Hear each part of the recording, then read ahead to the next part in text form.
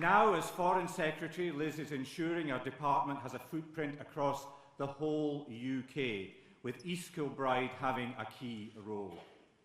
And as Trade Secretary, she not only brought additional departmental resources to Scotland, but ended the longest-running trade dispute in history by securing the suspension of the Boeing Airbus tariffs. This was a boon for Scottish business, removing those tariffs on key Scottish exports like whisky and cashmere. And as Prime Minister, Liz is committed to building on that success and supporting the Scotch whisky industry to grow its global markets.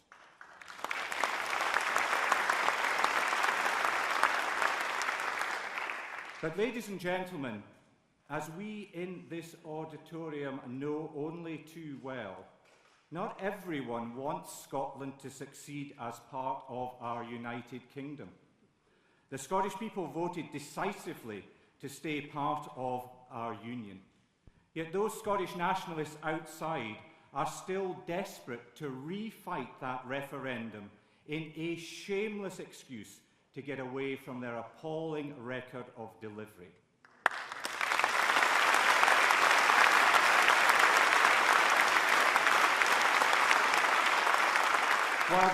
While the people of Scotland just want the constitutional wrangling to end and for both their governments to work together for their benefit.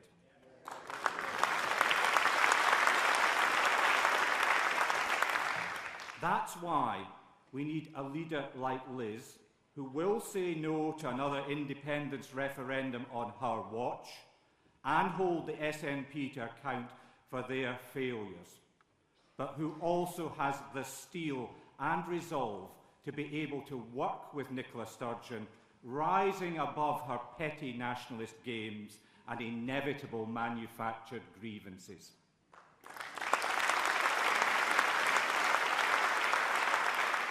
And Liz knows securing our union is not just about saying no to another referendum now. It's daily demonstrating those benefits of our union from Lerwick to Lockerbie. A bold unionist, willing and able to take on Nicola Sturgeon and the SNP, a record of delivery for Scotland, and a Conservative agenda in Downing Street to deliver growth and prosperity to our whole country. That's why Liz Truss should be our next Prime Minister.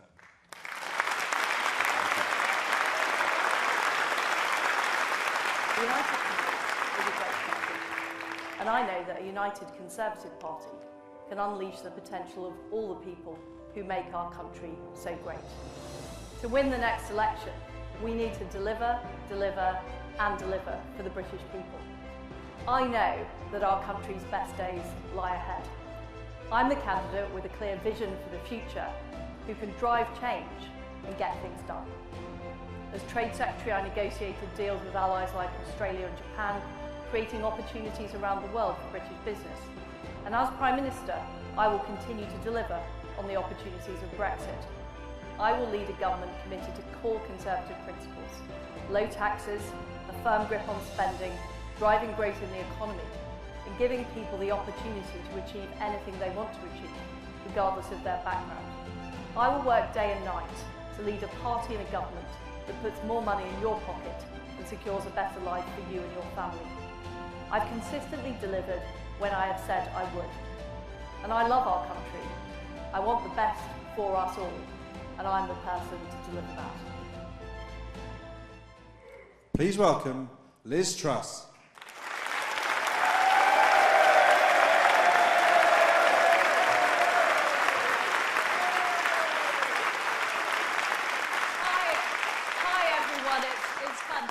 To be here in Perth tonight. And I spent some of my most formative years in Scotland. I went to primary school in Paisley, the West Primary School, before I moved to Leeds in England.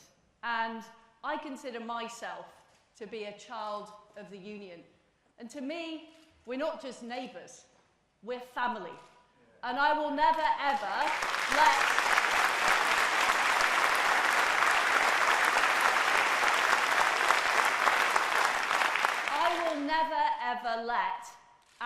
family be split up.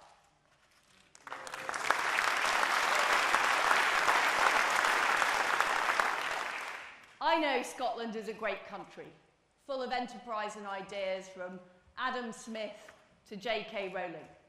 But the fact is, Scotland has been let down by Nicola Sturgeon and the SNP government. They have been pursuing an agenda of separatism rather than dealing with the issues they created in the Scottish education system, in the NHS, and in the transport system. And I know the people of Scotland deserve better and they want better. What they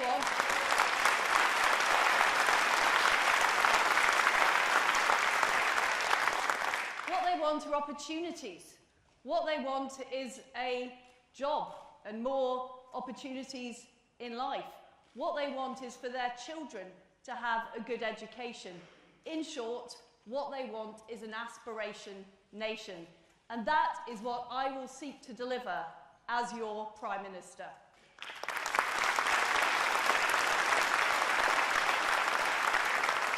And as Prime Minister, I will also have the position of Minister for the Union, because that union is critical to the success of all of us, of Scotland, of England, of Northern Ireland and Wales. It's one of the most successful unions of all time. But the fact is, my friends, we do face difficult economic times. We've got the war perpetrated by Putin, we've got an energy crisis, and we have the aftermath of COVID. And we've had several decades of low growth across the United Kingdom. So we need to do things differently. We can't just have business as usual. And I have a plan for growth for the whole United Kingdom. First of all, that's about unlocking the opportunities of Brexit. And I will deliver free ports here in Scotland. I will make sure that we get rid of the EU laws off our statute books by the end of 2023.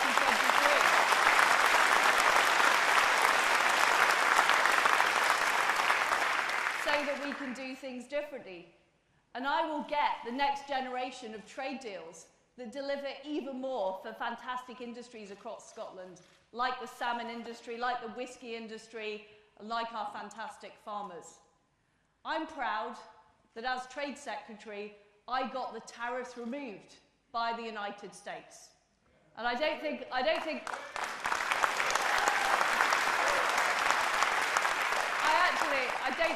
ever been more popular than in Mather's Bar in Edinburgh.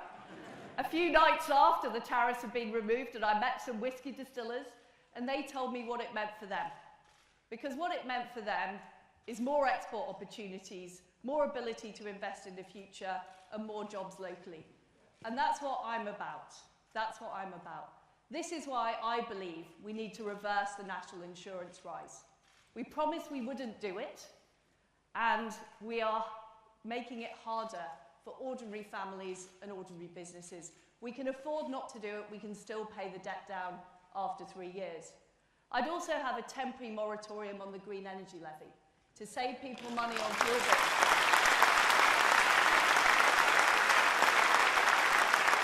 And what we need to make sure is we have this fantastic industry in Aberdeen and in the North Sea. We need to be using our gas supplies now to help people with their energy costs.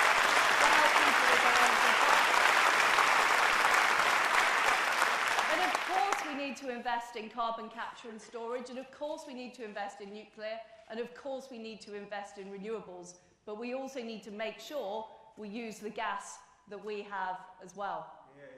And I will also keep corporation tax low.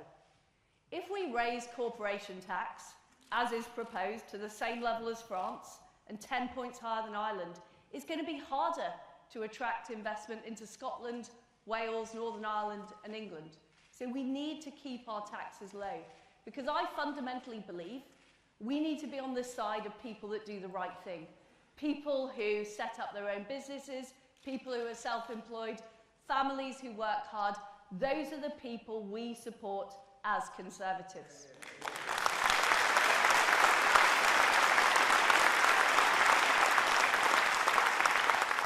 And I I will back our farmers, and I will back our fishermen. We produce some fantastic produce, particularly here in Scotland, whether it's Scottish lamb and beef or our fantastic seafood industry. I will make sure in 2026, when we have full control of our waters, that we are using our muscle to get the best possible deal for our fishermen. And you know that I'm tough when I negotiate with Europe.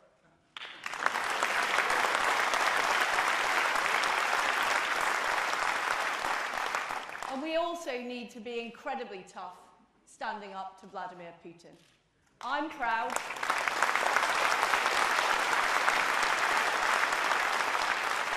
I'm proud that we were the first European country to send weapons to Ukraine. And I, as Foreign Secretary, put the toughest package of sanctions on Russia of any country in the world. But we cannot be complacent about our security. We need to invest in defence. And that's why I would increase defence spending to 3% of GDP by the end of the decade.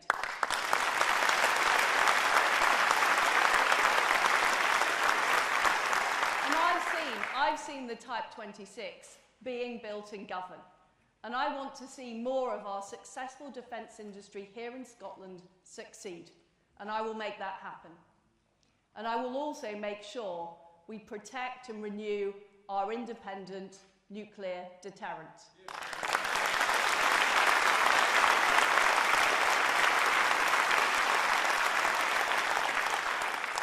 I will also deal with the problem of migration and illegal migration and the appalling people trafficking we're seeing over the channel. We need to not just implement the Rwanda scheme, but we need to extend it to more countries. And I will legislate in British law to make sure we can't be overruled by the ECHR.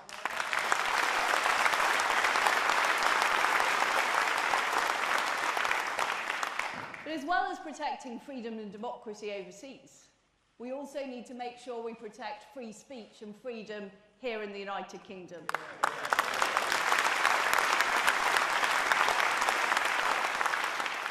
I don't have any truck with the identity politics of the left. I believe that people should be valued on the basis of their character, on their talent and their hard work, not their external characteristics. And I also believe, and I'm free to say, that a woman is a woman.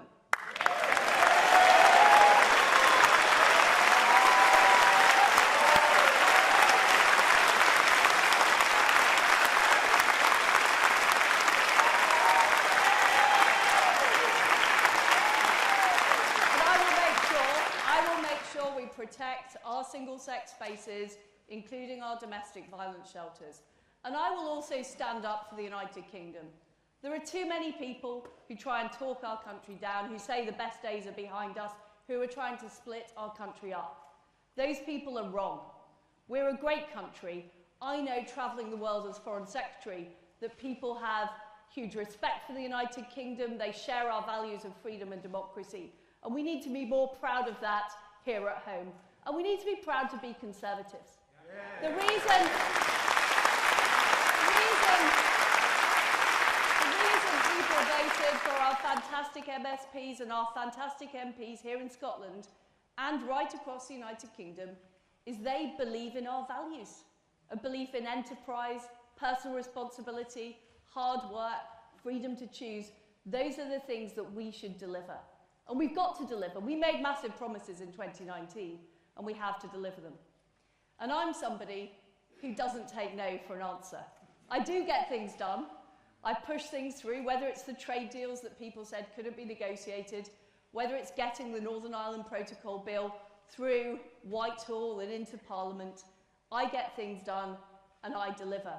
And I will deliver for Scotland, and I will deliver for the United Kingdom. And I will make sure that in 2024, we defeat the SNP and we defeat the Labour Party and we win the next general election.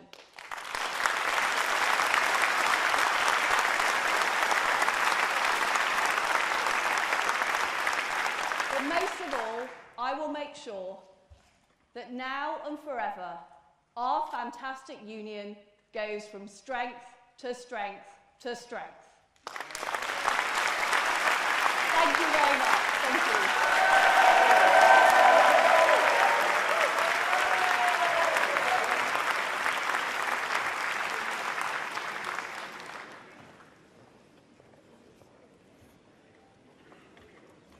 Well, that was your chance to hear directly from both candidates. In a few minutes, you'll get the chance to directly question both candidates, which I've got to say, when they're going to be, one of them's going to be Prime Minister, is probably much more exciting than just listening to what they've got to tell you. But first of all, I'm going to get the chance to question Rishi Sunak. Please welcome him back on stage.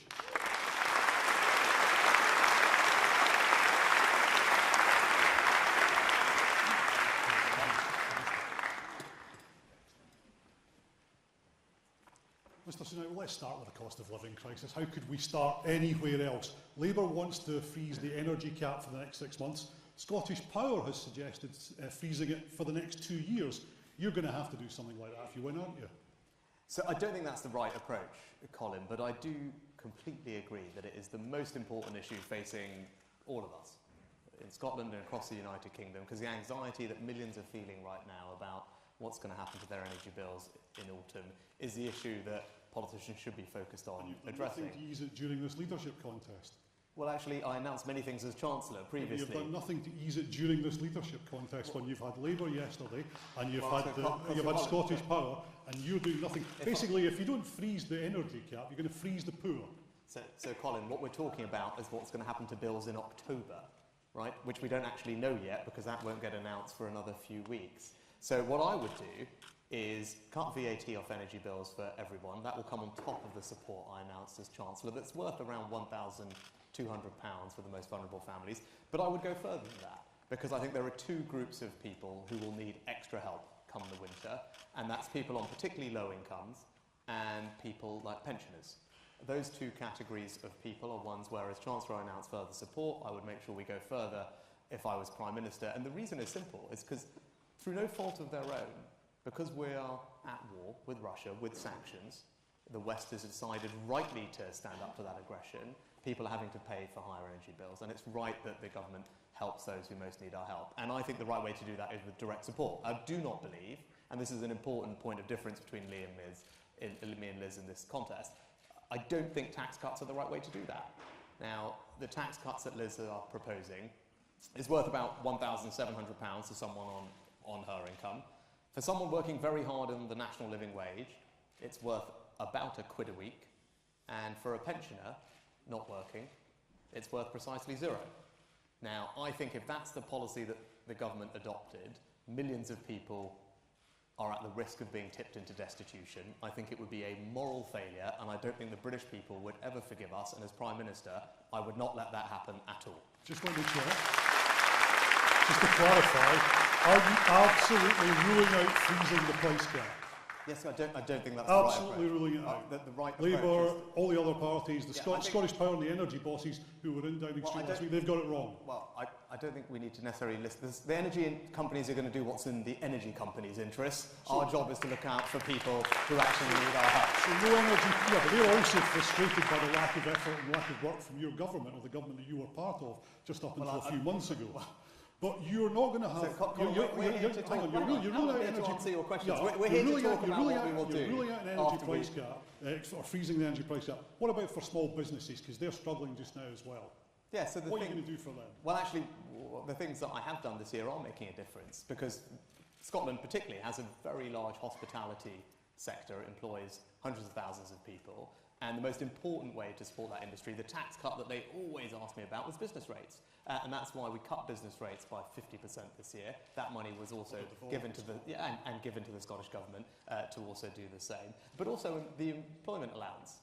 And that's a £1,000 tax cut for small businesses to help with their employment bills this year. That's something I did as Chancellor. I grew up in a small business. I talked about my mum's pharmacy. I understand the pressure that small businesses are under, and that's why I make sure that we will always support them. That's what we do as a party. We are the party of small business. You used the word destitution just a moment ago. That's a word that in the last few weeks has been used by Gordon Brown and Nicola Sturgeon. You're sounding more like the opposition than someone who wants to lead the government.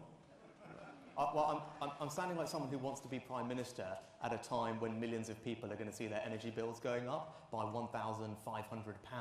I think it's the right thing to do for a Prime Minister in those circumstances, to have a plan to address it and start by being honest about the scale of the challenge we face. Not acknowledging it is not leadership. Well, last week at the hustings in Darlington, you said that NHS spending was fine and what we needed was reform and efficiency. How much of a pay rise would you give nurses? Well, actually, that's a devolved matter here. In England, we listen to the recommendations. How much do you think they're Well, actually, if you let me finish the question, we have a well-established process. Absolutely. How much do you, if you were going to be Prime Minister, how much do you think they're worth? I would listen to the review of the independent body, and the independent body has made a recommendation and we will do it. So let me just talk about this. So, because the NHS is incredibly important. And I want to cut people's taxes, and the only way we're going to be able to do that sustainably and responsibly is if we are able to get a grip of NHS spending and focus finally on reform and efficiency of the NHS. And that's what I want to do. Only worth more than 5%, which is what we've rejected so far.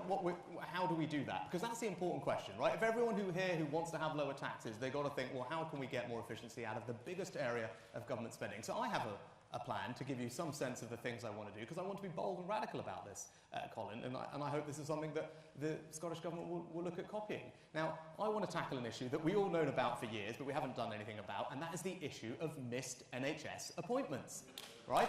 Because for so long, last year, 15 million appointments were missed in the NHS, right? Not just at GPs, but at hospitals too, and that's not right. It doesn't value our doctors and our nurses, and it deprives people of the care that they desperately need. So I want to get tough on that.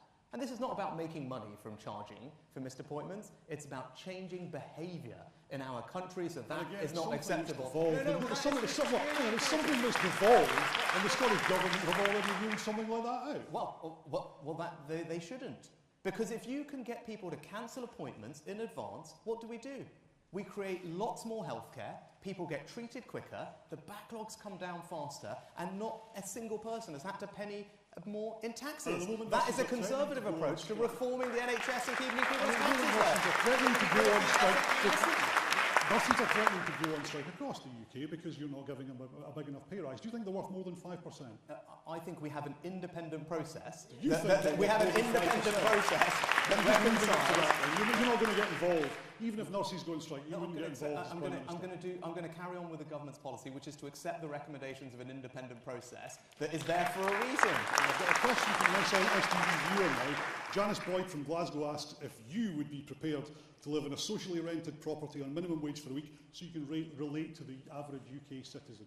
Yeah, so I'd say to Janet, look, I know things are difficult right now for many people. I think the most important thing is to help them with their energy bills, and I've got a plan to do that, and particularly focused on the most vulnerable. That's what I did as Chancellor. But when our country was plunged into an unbelievably difficult situation a couple of years ago, when businesses and millions of families were watching a TV screen and not knowing what was about to happen to them, their livelihoods, their future, I stood up and made sure that I protected them, their families, their jobs, their businesses. I did it in record time, and I did it successfully.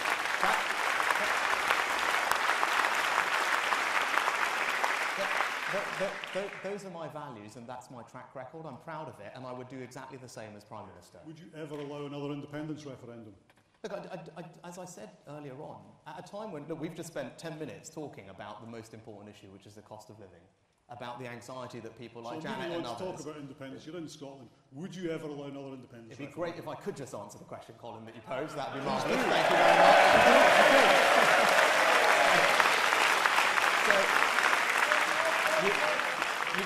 You rightly have focused on the cost of living, and that's because that is the most important thing. And I tell you what, it is quite frankly balmy for politicians to be trying to focus on a divisive and unnecessary constitutional referendum at a time where people are worried about heating their homes. Let's go back to the question then. Would you ever allow another independence referendum? Of course, the union, I can't imagine the circumstances in which I would. Like, we live in a union which is, of course, there by consent and by democracy, and I accept that. But I just don't think that anybody thinks that now or any time in the near future is remotely the time to focus on this. And that's not something that I'm focused on. No, I'm focused on defending the union. I'm focused on demonstrating the benefit of the union to people in Scotland. I'm focused on holding the SNP to account for the failures they have. That's what again, this is not the thing that we need to talk about. That's the thing I'm asking you. Yeah, well, it's the thing that I'm not going to be focused on as maybe Prime people Minister. will all agree with you. There's a lot of people in Scotland who won't agree with you. Well, actually, I think everyone in Scotland will agree that right now the priority is focusing on the cost of living. That But is the also right there is a priority. prospect of another What independence people in referendum next Scotland year from the want, Scottish what people government. in Scotland want is they want to see their governments, Scottish and UK government, working together. Right? They want to see them working together on their priorities. Right? So that's what they want to see. They want to see. They want to see. Actually, they want to. Yeah, well, they want to see. Look, they've got. They want to see, Douglas is right, because Douglas has been highlighting their failures to tackle drug and alcohol abuse, and he's got a good plan to sort that out. Alistair has been there making sure that we deliver free ports, a policy I came up with in Scotland, right? That's the kind of thing that we should be doing, and that's what we will do if I'm Prime Minister. On free ports, did you block the Acorn carbon capture project when you were Chancellor?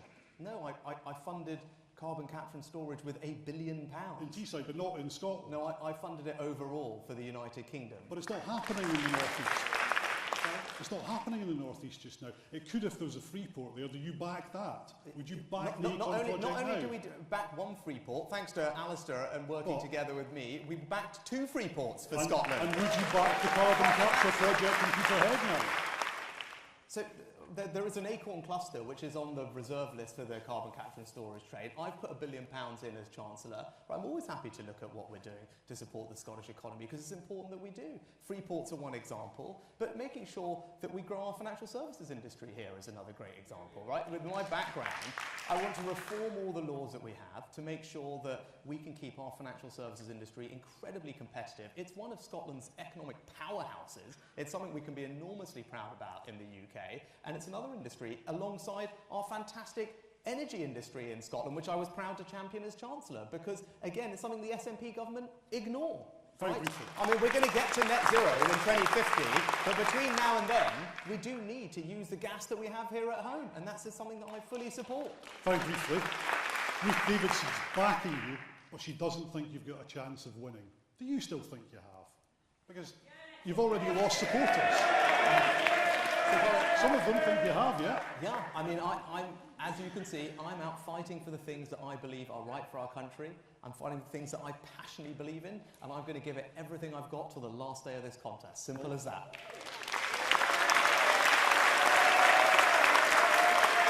Let's open it up now to the audience. Now, there are people with white hoodies who have microphones. If you can wait till the microphones come towards you, and Rishi Sunak will take your questions. I'm going to start off maybe taking a couple at a time. So we'll take hands up if you've got a question. Right, there's a question from a lady there with grey hair and glasses. Okay, it's platinum here, sorry, it's platinum. And I'm looking for a question over there as well. Lady in a stripy top, we'll take you second. So we'll take you first, okay? Thank you. I'm Ros McCall, the Conservative Women's Organisation Chair in Scotland. The Conservatives have proven themselves to be the party of diversity, never more so than during this leadership race. But more still needs to be done. Our party is seen by the public in a certain way. So how will you combat that perception and use your skills to present the new face of conservatism in Scotland? Mr. Sunak. Well, as you said brilliantly, this leadership contest has highlighted the diversity in our party. And whatever happens at the end of this leadership contest, we're going to either have our 3rd female Prime Minister or our 2nd ethnic minority Prime Minister, and it was the Conservative Party that did that. Right? So that's something for us to celebrate. But when it comes to how do we appeal, I think actually, if you think about all the research on people in the middle, swing voters, and broadening our appeal, by definition they're not ideological because they're swing voters, right? They're not naturally Tories, they're not naturally Labour people. And what they want, above anything else, is a government that works properly. And what I want to do is run a government that is conducted seriously, that is conducted competently, and is conducted with decency and integrity at the heart of everything that it does. That is the change that I'm going to bring, and that's how we'll appeal to everyone. Okay, lady in the stripy top. Hang on, the microphone's there. When you're Prime Minister, I know when, will you rethink your plan to send the wretched illegal immigrants to Rwanda? It is inhuman, it's inhumane, and instead will you negotiate with the French to tackle the problem where it really begins, and that's with the illegal traffic? Well, now, so with the greatest respect, I'm going to have to say I disagree with you, and the reason for that is simple. So look, I said this is really important. Look, I said earlier that I stand here as a representation of our country's unbelievable compassion in welcoming people to our shores. Whether it's most recently with Ukraine, but before that with Hong Kong, Syria, Afghanistan, my family, we have always done that, and we will continue to always be that beacon of hope for people around the world. But it must be done fairly, it must be done legally. And making the Rwanda policy work is an important part of getting a grip of this situation. But it's not the only thing we need to do. I'll tell you a couple of things we need to do to make sure that we can do this. We need to, I think, move away from the ECHR definition of asylum, because it is too broad and it allows many people to be here who shouldn't be. The government were warned that Rwanda would kill political opponents before you agreed to send them. Did you know that? No, the United Nations used Rwanda as a place to take refugees in previous crises. The United Nations believe that Rwanda is fine, so I do think that it's fine to do it. So you weren't aware of that? So I was actually aware that United Nations have used Rwanda specifically as a refugee and asylum centre in previous crises, because they believe that it is a safe place. Okay, lady up the back. Hi.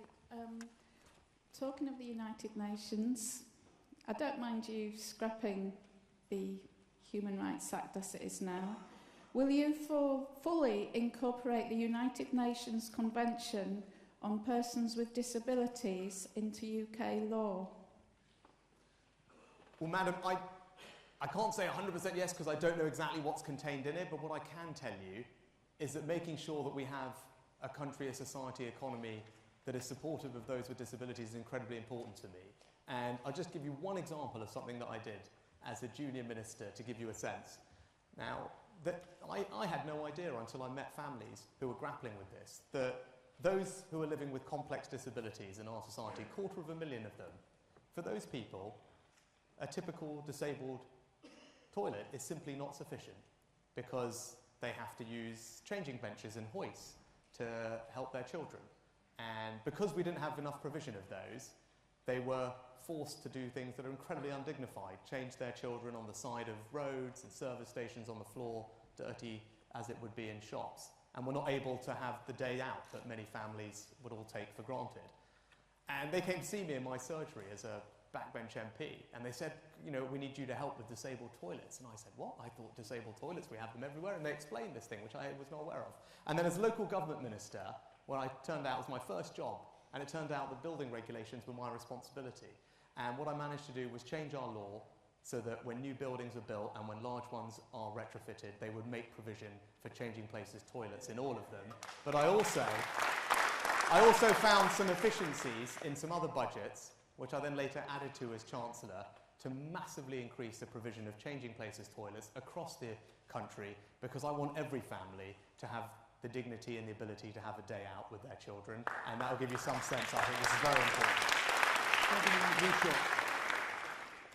First of all, can I say very warm welcome to Scotland. Thank you for coming, and in whatever capacity, I hope we'll see an awful lot more of you.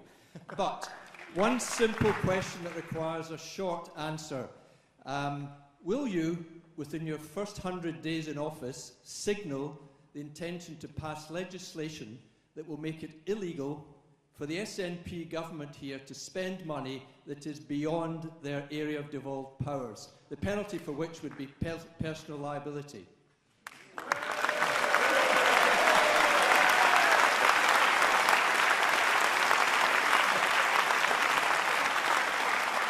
I see. Alistair and Douglas are chuckling away at the front here. So, look, I mean, I'm happy to go and take a look at that and figure out what the right way to do it is. But your broader point is one I completely agree with. And it's about making sure that there is proper accountability and scrutiny of what the SNP government is doing. Now, I started to work on this as Chancellor, and we need to do more, because simply the mentality in Whitehall over the past decade has been devolve and forget. And it was a great privilege to work with both Douglas and Alistair, actually, and our other colleagues on this, to just lean against that. And it requires ministers to be brave, because the civil service will always want to just devolve and forget. We have to make choices to do things differently, which is what we did with free ports, with the Levelling Up Fund and other things, to directly do things in Scotland. But holding account requires some very practical steps. And that's why I've announced today that I want to take forward some policies that I think will make an enormous difference to our ability to hold them to account. I want Scottish officials to be able to come to Westminster Parliament to face questions in the same way that UK ministers have to do in Scotland. That's right, and it's fair. And crucially, there's something that we've grappled with for so long, I do want to pass a law, if required, to ensure that the SNP Scottish Government has to produce data about public services in a directly comparable way, in the same way that we do it across the United Kingdom. Because unless we have that, we can't do it. Come right to the back. Hi there, Rishi. Big fan of what you're doing, big supporter. Up here. Oh, where are you? Up here. Oh, right, got you. Right. Hi, Fantastic. big supporter of what you're doing, what you have done in the past as well. I look after, as an accountant, a lot of businesses in the local area, particularly in the hospitality sector. We want to know, what can you do to help the still struggling hospitality sector, particularly with VAT and with corporation tax, and also what can be done to help even bigger businesses or businesses in other sectors with the problems they may have with corporation tax as well, as they still recover from what COVID did to us. Yeah. Thank you.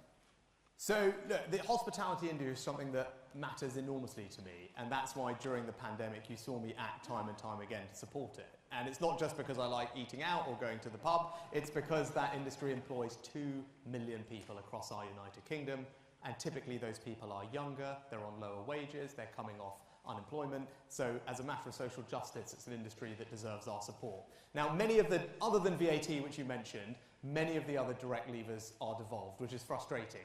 So whether it's business rates for the hospitality industry, whether it's planning reform for our high streets, those things, unfortunately, are not within my purview.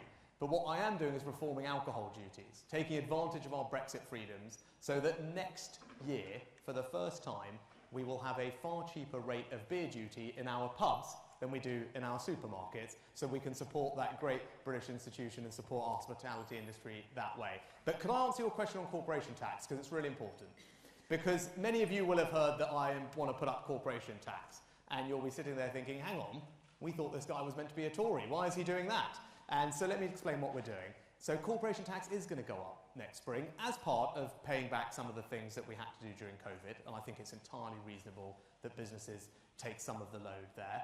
But there are 3 things I want you to remember. Firstly, the rate that the corporation tax is going up to is the lowest in the G7, the group of large economies that we compete with, like America, Canada, France, Italy, Germany. If you look at the 20 largest economies that we compete with, we'll still have the 4th lowest rate, right? So this is an internationally very low rate still. Second thing you need to remember is that it only applies to the biggest businesses. 70% of UK registered companies will not see an increase in their rate. They'll have a small business rate and they will continue to pay the same as they're paying now. And the third and most important thing for you to know is that it's going to be combined with significant new tax cuts for businesses that are actually investing in things and growing, and businesses that are innovating with R&D to create the products and services of the future.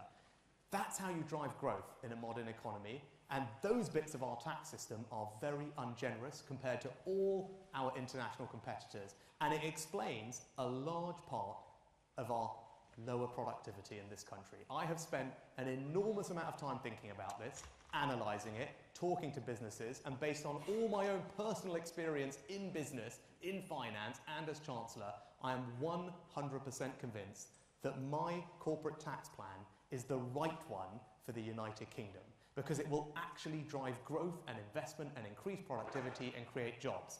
Liz's plan is the wrong one. Sticking with the failed experiment of the last 10 years, whereas investment today, in spite of this low corporation tax we've had, investment today is no higher than it was a decade ago. It just hasn't worked. So instead, we need to cut business taxes on the specific things that actually make a difference to our lives, the things that will create jobs and productivity, and that is the tax system that I'm going to deliver for you, and trust me, it will be a better one for the United Kingdom.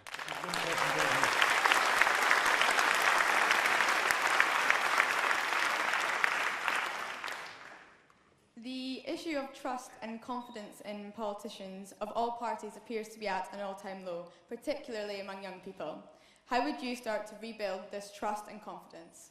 It's a very good question. Very, very similar to the lady next to you who asked earlier. And I think it's broadly the same answer, to be honest. But I think there are some practical things we can do very quickly. Right? The first thing is to restore the independent advisor on ministerial standards and ethics. It's wrong that there isn't one, and I want to reappoint that person, give them the powers and the resources they need to hold everyone to account, because no one should be above the rules, no one should be above the standards we expect of them. I think the second thing is it starts with honesty, and as you can see in this election, I want to be honest with the country about the challenges we face. You can't restore trust if you're selling people a false promise, and I don't want to do that.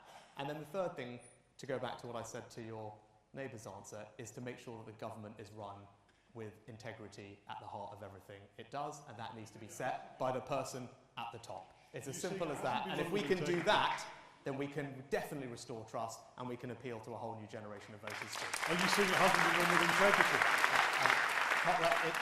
That's why I resigned from the government, yes. But it took quite a long time, didn't it? We're going to try and squeeze in a couple of questions. This lady here, and then a man in the pink tie there. Good evening, Mr. Sunak. I would like to ask, you mentioned accountability, and I think there's a general belief in Scotland that money sent from Westminster does not go where it should go. Have you plans to investigate where that money is right now?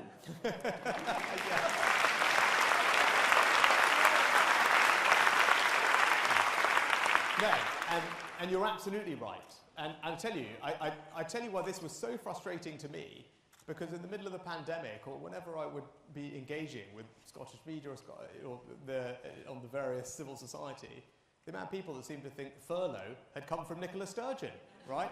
So it just tells you what a job we have to do. And that's why some of the practical things that I talked about earlier are so important for us to be able to follow the money. But you saw it for the first time recently, because we finally had a chance to really go at it.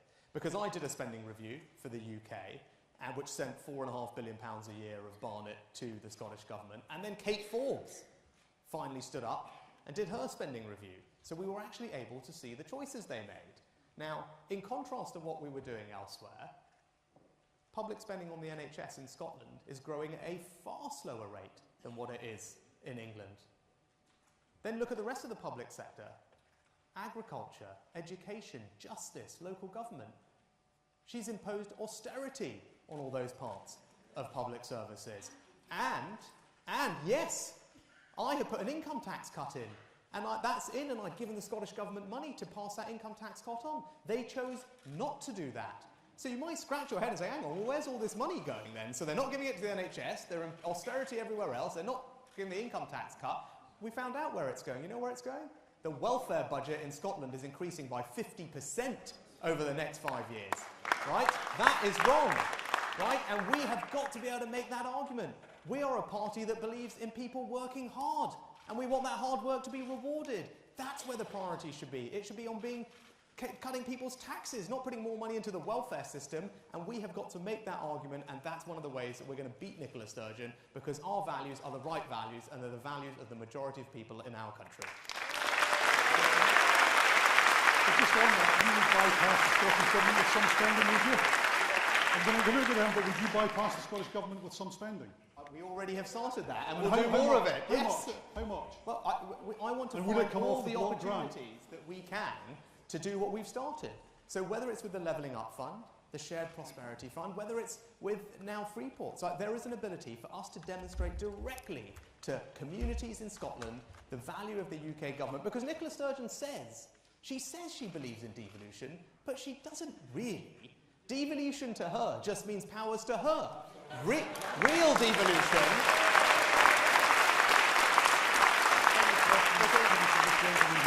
Because as we know, real devolution is down to the communities and councils in Scotland. That's what we're going to deliver. Gentleman here.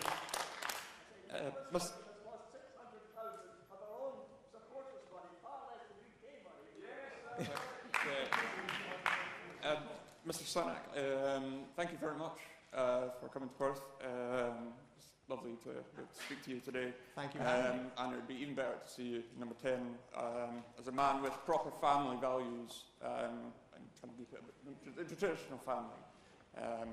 But my question is about the NHS. As someone who has actually had their life saved by the NHS, I was declared dead at one point, but I was brought back to life.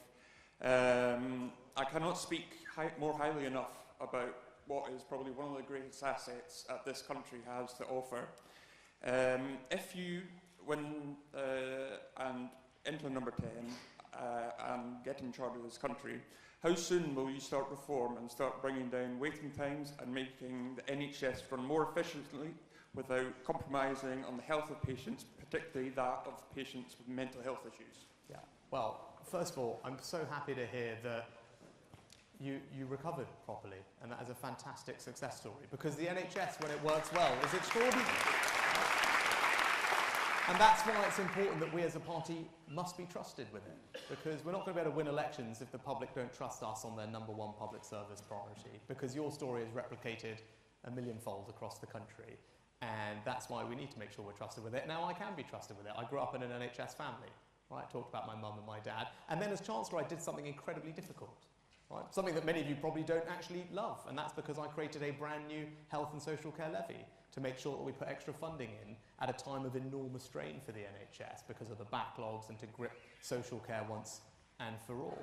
Now, I did that, by the way, on a UK-wide basis. I did it on a UK-wide basis deliberately because the National Health Service is a national service. The clue is in the name. And we must never let the SNP try and make that anything less than it is. It is a unifying institution that everyone in the United Kingdom feels proud about.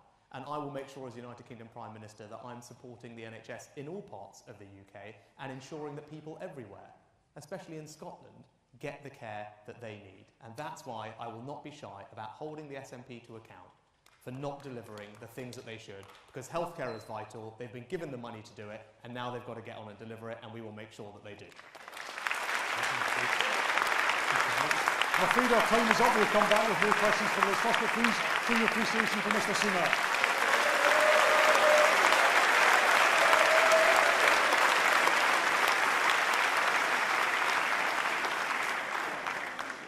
Trying to get as many questions as we can in from the audience. We're already doing better than the other hustings have done in terms of getting questions in, so we'll do the same when we come to Liz Truss, who's about to join me on stage now.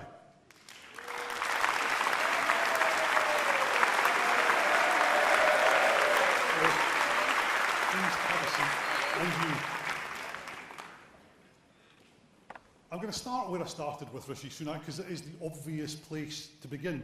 3/4 of Conservative supporters backed Labour's plans on energy costs, according to a poll in the Times yesterday. You're being left behind on this, aren't you? Well, first of all, I think we need to reduce taxes, because it's important people are able to keep more of their own money. And what I think is wrong is the idea we take money from people in taxes and then give it back to them in benefits. So what I would do is reverse the national insurance increase, but also have a temporary moratorium on the green energy levy. The next thing we should do is look at supply. And I was in Aberdeen earlier today. You know, we have a fantastic oil and gas industry in the northeast of Scotland, and we should be making sure we're using those resources to help our domestic gas supply at this very difficult time when people's energy bills are highest. And that should be the best way of fixing this problem, because what I worry about is putting a sticking plaster on this problem, saying yes, we will find this extra money, and then being in the same position in 6 months' time. And what we need to do is make sure we're using those resources, making sure we're investing in nuclear, we're investing in renewables, so we have a long-term solution to this problem, because I'm afraid, Colin, This problem isn't going to go away in 6 months' time. The appalling fact is that Vladimir Putin continues to perpetrate this war in Ukraine. Of course I want to end it as soon as possible. Of course I want to give the Ukrainians all the support we can. But what is not right is simply to throw money at the problem without dealing with the root cause. But if as that point suggests, your own party's supporters think that the energy price cap, extending that is a good idea, is that not something you should at least be considering? Well, what people are concerned about, and I totally get this, is energy bills. And this is a problem for consumers, but it's also a problem for businesses. The whiskey distillery I was at this morning was telling me about their very high energy bills. So, of course, I understand people's concerns. And that's what being reflected. Well, what I'm saying is, what we need to do is deal with the supply issue. That is the important issue we've got to deal with now. The fact is, we didn't invest in nuclear early enough. We haven't done enough to use the resources in the North Sea and make sure the right incentives are in place. And we need to get on with that now. But of course, I completely understand people are concerned and people are struggling. This is why I think it's the wrong time to put up taxes. It's also the wrong time to put up taxes on business, because we need businesses to invest. We need businesses to invest in new solutions to deal with this. They can't do that if they're struggling to pay their energy costs. What help can you give businesses, particularly small and medium businesses in Scotland and across Well, the first UK? of all, not raising corporation tax and reversing the national insurance increase will help businesses. And it will also help investment. And what I want to do is make sure we're unleashing all the potential investment in our economy. At the moment, there are some stringent EU rules in place that we haven't got off our statute books that are stopping that investment taking place. So business investment is very important. Keeping taxes low is important. Fixing the supply issue is important as well. But simply saying every problem, the answer is to tax more and spend more government money, that is not going to resolve the underlying issue here. STV viewer Tommy Roger from Port Glasgow asks how your tax cuts will help low-income families who are below the tax threshold. Well, they will help everybody, because a growing economy means more jobs, more opportunities and more growth. And currently, this country is forecast to go into recession. And we need to avoid that, because I know how difficult a recession is. I grew up, and I said this earlier, in Paisley in the 1980s, in Leeds in the 1990s. I know what difficult economic times look like, and we do not want that for people. This is why it's important that we get investment, that we get businesses successful, that we get economic growth, so we avoid those consequences for all families. So the idea... With their energy bills. Well, I've already said that I'll have a temporary moratorium on the Green Levy, which will cut energy bills for anything. What I'm not going to do, Colin, here is write the next Chancellor's budget when we're still in the middle of this leadership election. You know, that is something I can't do. That is something I can't do. But what I can say is my first priority is making sure the economy grows so that we can support everybody, regardless of how well off they are. The second priority is dealing with the energy supply issue, which is a growing and pressing issue, and we need to sort it out for the long term. We can't just have a 6-month sticking plaster. And of course, you know, I would make sure, if I was Prime Minister, that we help people as much as we are able to help them. But what isn't right is simply, well, as I've already said, I cannot write a future budget. But you're going to choose the next Chancellor if you're Prime Minister, so you can tell them what you want that to be, can't you? Otherwise, you're saying vote for me and see what you get. I can assure you that that is not the way my government would work. In that I believe... no influence on that budget at all. You would have no influence on your own emergency budget. What I believe is appointing competent people to do the job who get the job done.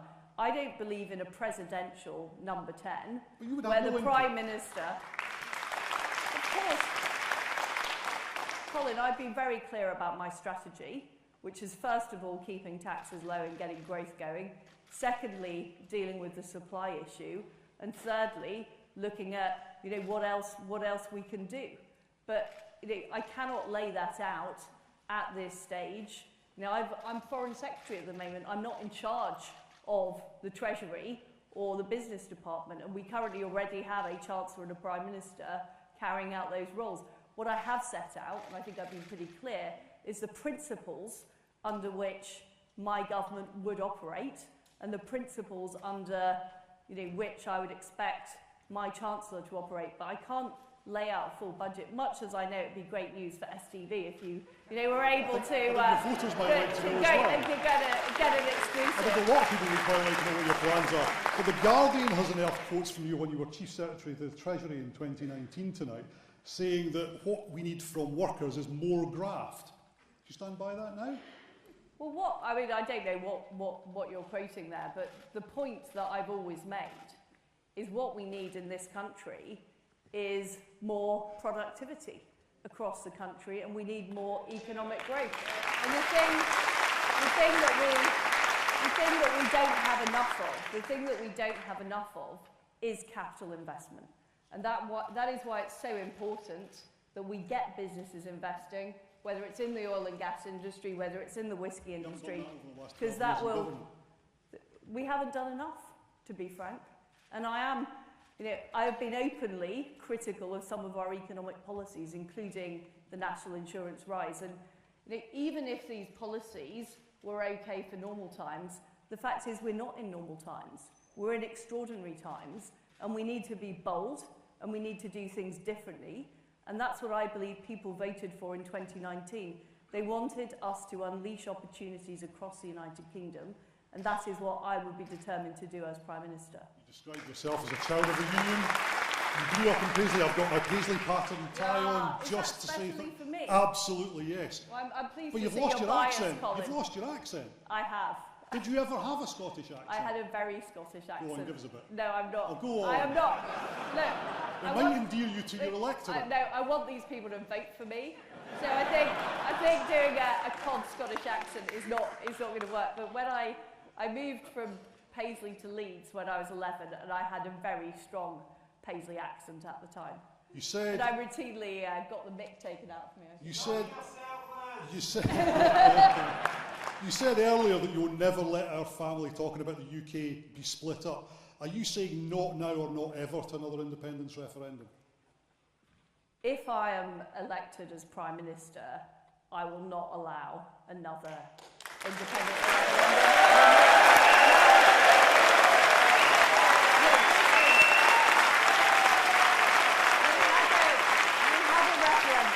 We had a referendum in 2014. It was once in a generation.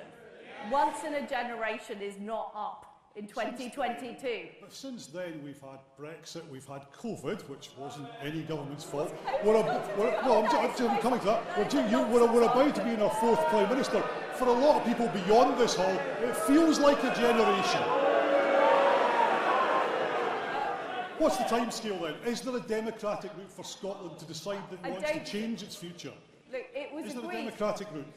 at the time of the 2014 referendum. It was agreed by the SNP that it was a once-in-a-generation referendum. And Colin, I believe in politicians keeping their promises, and Nicola Sturgeon should keep her promise. In Northern Ireland, it would be between 7 years between a border poll. Why can't that be the same in Scotland? What she should be doing, rather than agitating for another referendum, is dealing with the very real issues in Scotland. And you talked about COVID. There is a backlog in the Scottish National Health Service. I know that is a priority for the Scottish people. And that is what we should be talking about, and that is what the Scottish Government should be dealing with. Well, one of our STV viewers, Gavin Strathern from East Kilbride, says, you changed your mind on Brexit. Why can't the people of Scotland change their minds on independence? I respected the democratic will of the people when they voted to leave the European Union. I was somebody before the Brexit vote took place who was, undecided, frankly, and I decided to stick with the status quo because I was worried about this disruption. Disruption didn't take place. I straight away got on with delivering the opportunities of Brexit, whether it was the trade deals, whether it was getting things done differently on sanctions, and I have done more than most ministers in the UK government to deliver the opportunities of Brexit. And what I am committed to doing is delivering for the Scottish fishing industry, delivering for our farmers in terms of new opportunities, and making sure we deliver on free ports in Scotland as well. So that is what I am focused on doing. I respected the result of the referendum. The issue we've got here is one of the parties who said that they were going to respect the result of the referendum, who said that it was a once-in-a-generation thing. Now, you know, a few years later are agitating. One of your big supporters in this campaign, Jacob Rees-Mogg, described Douglas Ross as a lightweight. Do you agree with him? I certainly don't. I think Douglas Ross is a fantastic leader of the Scottish Conservatives, and I'm proud that he's a friend and a colleague of mine, and I want to support him to knock spots off Nicola Sturgeon. And Douglas Ross thinks Boris Johnson misled Parliament and ultimately the people over Partygate. He's right, isn't he? I don't agree that Boris Johnson misled Parliament. Boris did a great job as Prime Minister. He did. He delivered Brexit, he delivered the election result, he delivered on the vaccines. He's the only world leader with a street named after him in Kyiv because he backed, and a croissant as well, by the way, because he backed. The fixed penalty notice for breaking COVID rules, which everybody here, I'm sure, stood by. I think he's the only Prime Minister that's actually been Prime Minister during COVID. Well, but he's the only one with a fixed penalty notice for something like that, isn't he? Colin, he's resigned. He's leaving the job. He's leaving the job. And you know, what's done is done. And in the meantime, he's gone on holiday again. Is he right to have gone on holiday again, leaving the country without a Prime Minister effectively? I think Boris Johnson is entitled to go on holiday. I think all of us are entitled to go on holiday, apart from candidates in this leadership election who are absolutely not There is no entitled to go on holiday. Because we're now going to move on to our audience questions.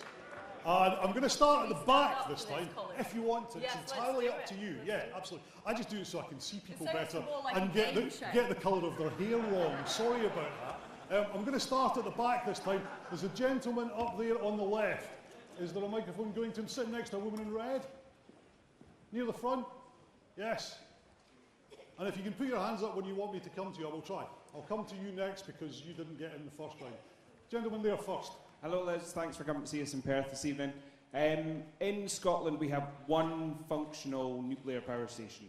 The SNP would like us to believe that they have the controlling power over whether we can have any further nuclear within Scotland. It's clear that we need it. How do we deliver it as a United Kingdom?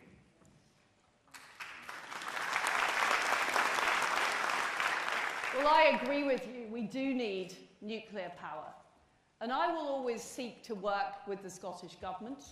I want to have a constructive relationship with the Scottish Government. But our priority has to be delivering for the Scottish people and for the United Kingdom. And that is the focus I will have. And I'm extremely supportive of making sure that we have more nuclear power alongside more gas from the North Sea and more renewables too. How would you get around the planning permission situation with that? How would you get around the planning permission situation with that? Because there's no way you're going to get that past Scottish ministers, is there? Well, Can you bypass them? I will use my arts of persuasion to get them on board. You're not going to ignore them then? You're not going to ignore them then? Well, what I am going to ignore is these constant calls for a referendum. And let's be clear that I will work with Douglas Ross in a constructive way to help and support the people of Scotland. That is my priority. Good evening, Liz. Fantastic to see you up here. One of the questions I have is, when we talk about reversing taxes or bringing in tax cuts, when we looked at removing the red diesel there, it's had a knock-on effect, especially on local authorities where, with our rescues trucks, our equipment and civic sites are now having to pay full tax on that. Also the construction industry and new house building for local authorities. Is that something that would be considered? But what I want to do is look at the tax system overall, because there are many ways in which our tax system doesn't work. It's too complicated, it's too convoluted, and in many cases it doesn't support business enough. So areas like business rates, for example, areas like duties, I think are too complicated. So I can't make any promises at this stage, but what I will do is have a thorough review of the tax system to make it simpler and fairer. And the key principle for me is that people who do work hard, people who set up their own businesses, people who, produce food, fishermen, these are the people we should be supporting, and we should be making sure the tax system doesn't penalise them. Okay, quick question from the gentleman in the front. Good evening, Ms. Truss. Both candidates are saying about helping the pensioners, and I know that very shortly we're going to be calculating what the increase in the state pension is going to be. Under the previous government, under the previous Chancellor, there was the possibility of the pensions being increased by 8%, but he then re-looked at the figures and decided to increase the pensions by 3.5%. Are we going to use the highest level of increase, or are we just going to fudge the figures again? I can tell you I won't fudge the figures. I'm fully committed to the triple lock, which gives the highest rate.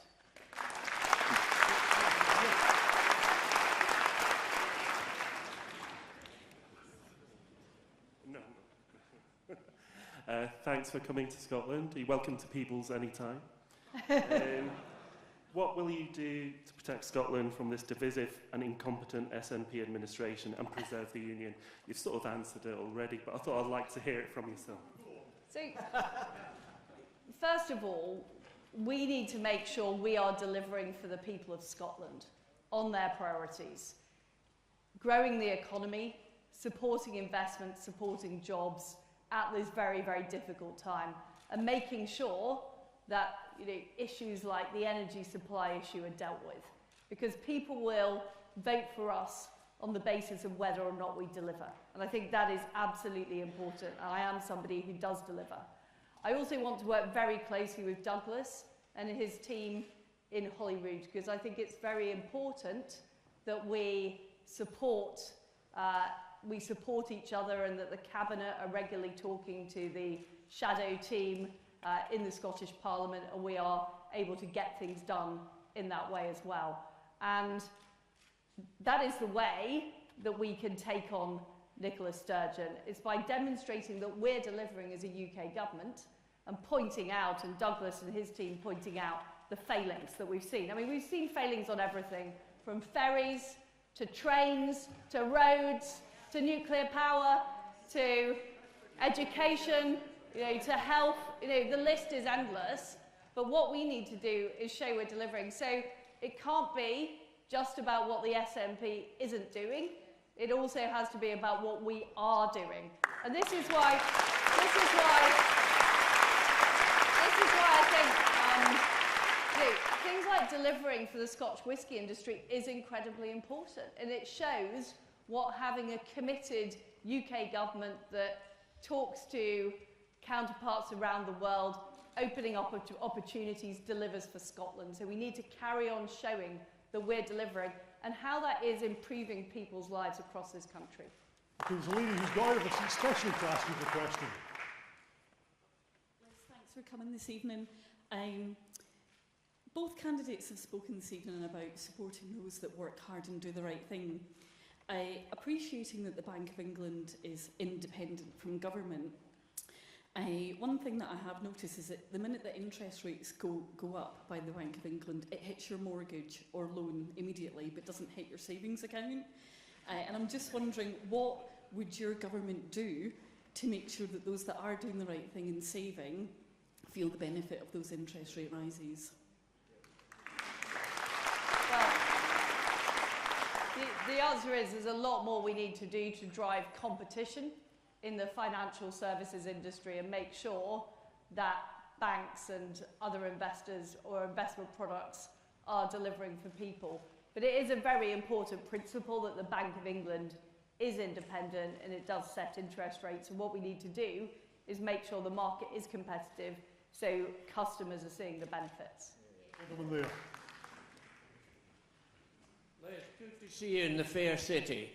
If you become Prime Minister, will you consider reinstating the 0.7% of GDP that we spend on overseas aid? Well, the answer is that at present it is not economically affordable. I will see what the position is, and when we are able to afford it, we will do it, and we're committed to that under legislation. But what I have done as Foreign Secretary is make sure that we're focusing our money on humanitarian aid. So we put a lot of money into Ukraine to support the people who are suffering and struggling with food and with accommodation and shelter. We're also putting a lot of money into the Horn of Africa. And what we're doing is we're reducing the amount that we give to the multilateral organisations like the World Bank, so that we can have more control over the spending and we can make sure it's going to those most in need.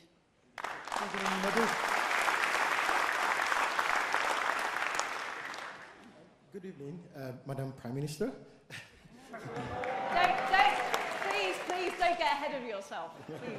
Don't let me get ahead of myself. Okay, my question is about research and funding, something that both candidates have not mentioned at all in this leadership contest. So there's currently work going on about UK's association with the EU Horizon. So what are your plans to make sure there is an alternative for us scientists to be able to carry out our work, to continue to battle, to provide, to make sure that we're ready for future pandemics? Because I know a lot of people will agree with me, science did a lot of work to solve the problem of COVID. You need to give us more funding to do more work, to carry out more research, to cure diseases like cancer and diabetes. Well, you're right. Research, see a lot of researchers in the audience today. Research is incredibly important, and what I have been doing as Foreign Secretary is meeting with counterparts like the Swiss, the Israelis, the Japanese, to look at wider research networks the UK can be part of. Because of course, we want to work with the EU on Horizon, but they are not the only show in town. And I think it's important that we build that wider international network. We are one of the world's best countries for research, particularly in areas like life sciences and physical sciences. And I'm determined that we build that wider international network so that we are able to share our expertise, have that collaboration, and really have a global reach. And that is the opportunity for Britain. Now we're no longer tied to specific schemes in the European Union. We really can develop with the best in the world.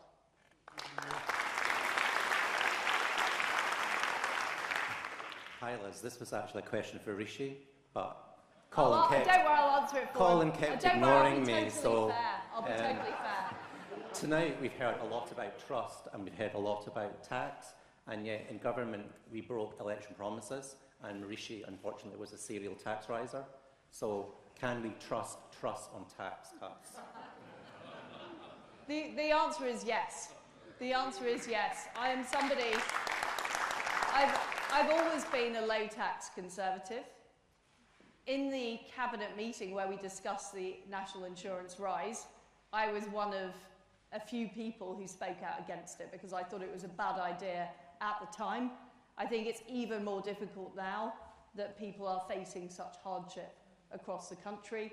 And also it's had a huge impact on businesses who have to pay extra national insurance as well. So I am completely committed to all of the tax plans I've laid out in this campaign.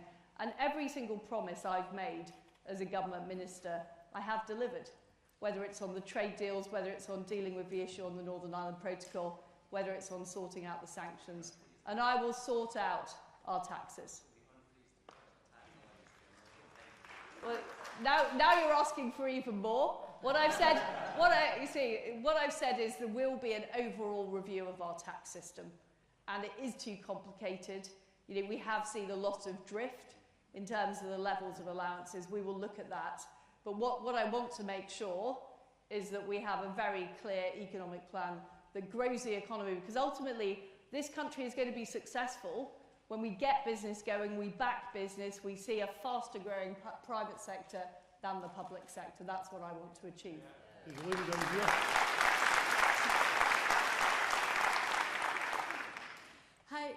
is, I'm from Northern Ireland, was brought up there. I've been living on the mainland now for 20 years.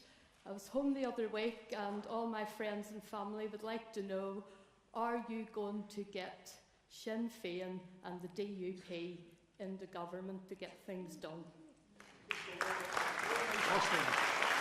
It is a warm-up. The answer is yes, but we do need to resolve the issue with the Northern Ireland Protocol. Because at the moment, what the protocol is causing is it's causing a feeling of unfairness between the two communities in Northern Ireland, because it is very hard, and people, I know there are Scottish businesses who've stopped sending goods to Northern Ireland because of the bureaucracy and the paperwork. So we need to sort that out. We need to create the green and the red channel, and we also need to make sure that the people of Northern Ireland are able to benefit from the same tax rates as the people of Great Britain. It's understandable that people feel they're not being treated as part of the United Kingdom because of the way the Northern Ireland Protocol is operating. So this is why the Protocol Bill is important. I have been in talks with the DUP, and they are supporting the Northern Ireland Protocol Bill, and I expect to see things happening and the executive reforming. Right, I'm going to try and squeeze two more in. There's a gentleman up the back, and then there's a lady in the middle. Good evening, Ms. Truss. You have talked a lot about the role of fracking could play in addressing the energy crisis. In light of the Scottish Government's position on fracking, how would you, as Prime Minister, persuade the SNP Green Scottish Government to change their mind? Yeah, well, it's a similar question to the nuclear question. I do think the Scottish, the SNP Green government is on one hand they're saying people should have lower energy bills, and on the other hand they're refusing to back anything that will actually help deliver low energy bills. So,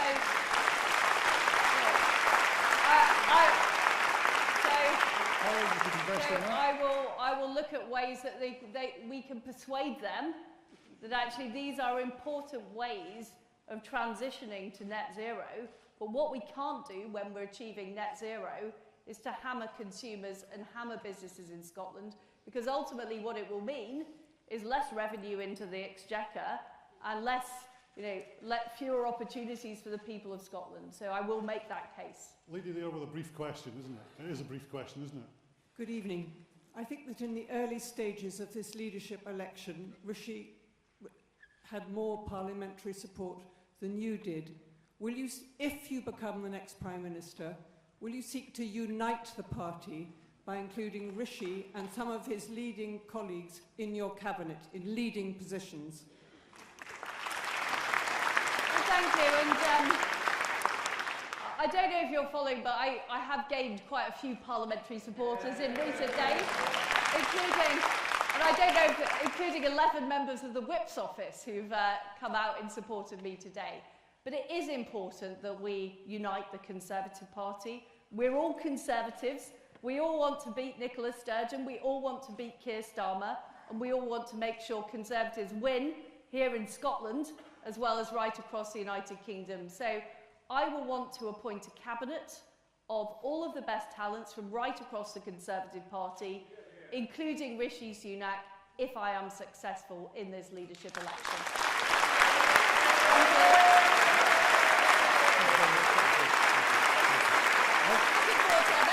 Absolutely.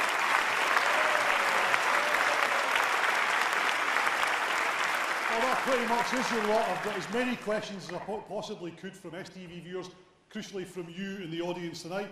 If you'd show once again your appreciation to both candidates, please.